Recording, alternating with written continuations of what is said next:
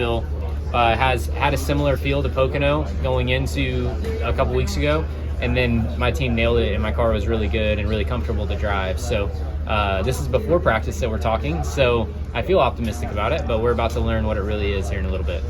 Thank you.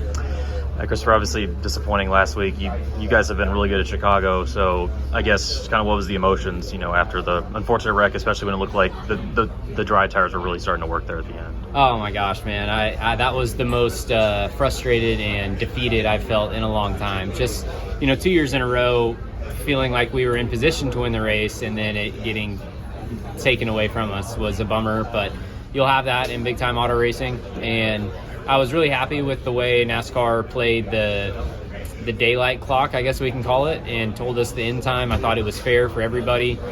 Just the circumstances of the track drying and the pit strategy of when to go to dries or not to go to dries.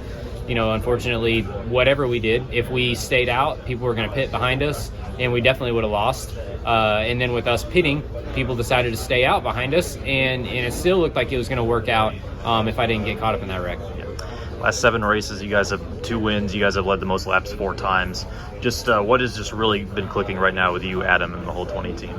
Just figuring out what I need in the cars and getting our balance as close as we can.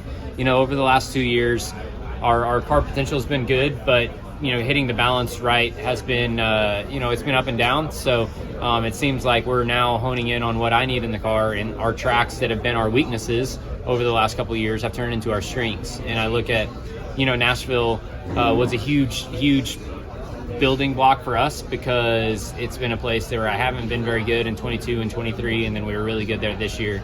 Pocono is another one of those places, and we haven't hit the track yet, but I'm optimistic about what we have here. So yeah, it seems like we've done a really good job of taking our bad tracks and improving them.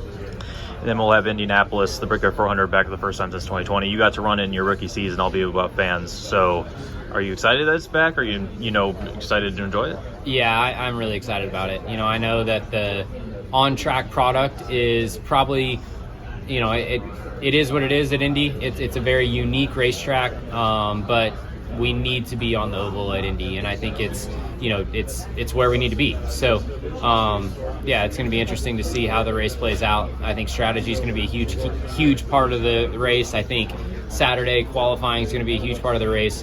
On-track passes are going to be tough, I think, but it's where we need to be for sure.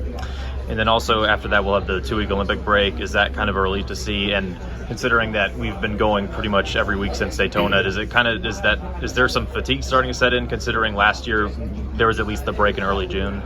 It feels like we've been going for a while for sure. I'll be honest, in April, whenever I had that rough stretch, I was like, holy smokes, how am I going to make it to the break? But now that we've been running well, I've been enjoying it, and it's been really fun. So I could go a little bit longer, but I'm definitely going to enjoy the break for sure. All right. Thank you, Christopher. Thank you. Jared Haas with Frontstretch.com. Come back soon for more great racing videos. And if you like us, make sure to hit that subscribe button.